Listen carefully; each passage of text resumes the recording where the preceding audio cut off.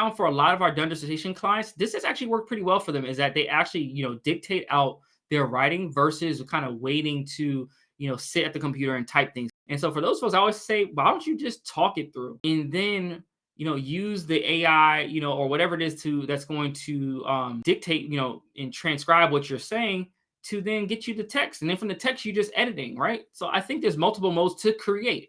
I think a lot of times we think about writing, we think about the process of like, picking up your actual computer and sitting with it and actually trying to, work through, typing things out. But that's not the way. Technology is evolving so quickly. So use some of those tools to your advantage.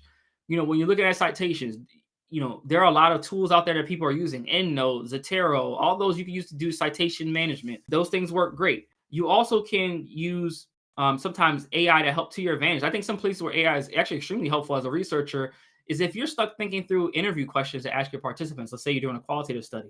You can give a prompt about like, hey, I'm doing a study on looking at this thing.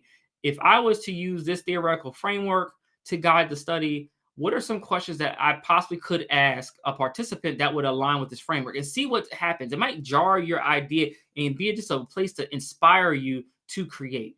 There's nothing wrong with ethically using AI. Now, I'm not trying to get it to write nothing for you because it's not going to have your voice. It's going to get the literature wrong, etc.